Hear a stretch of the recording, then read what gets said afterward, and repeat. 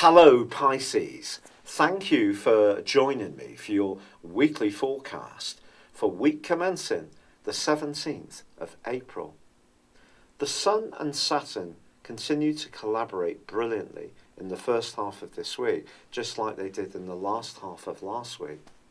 If you're able to grapple with issues in a very concentrated way, but also in a way which is good for you financially, there's a very positive opportunity to improve your prospects.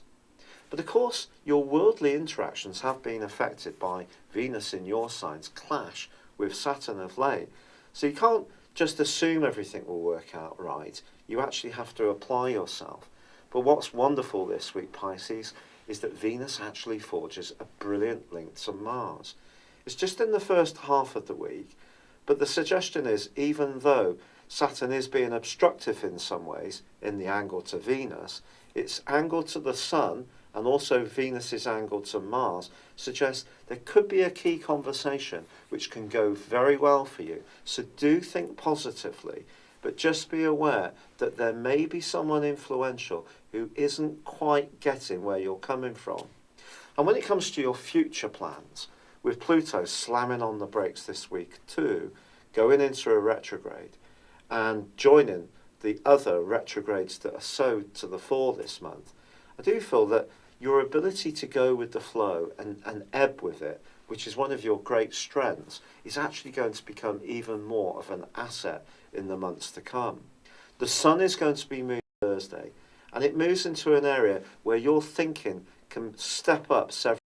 And also, your physical energy can increase as well. The pace of life is going to become that much more full on.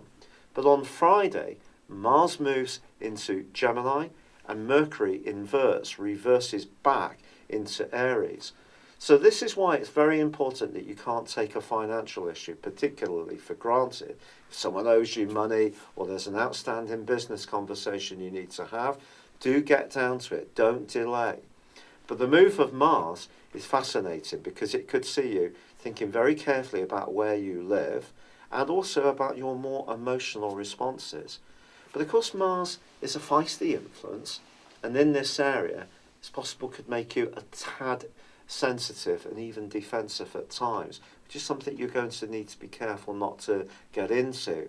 But just be aware that your responses to situations, not just through your mind, but through your emotions, are definitely going to be revved up by Mars entering the sign of Gemini.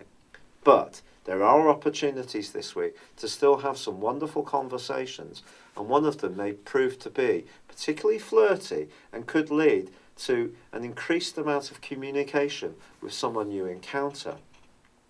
This could be someone that you get to know in a business situation. It could be someone in your locality.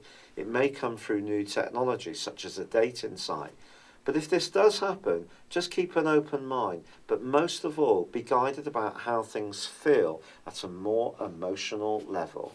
It's been a real pleasure being with you. Thank you for joining me. Good luck and goodbye for now.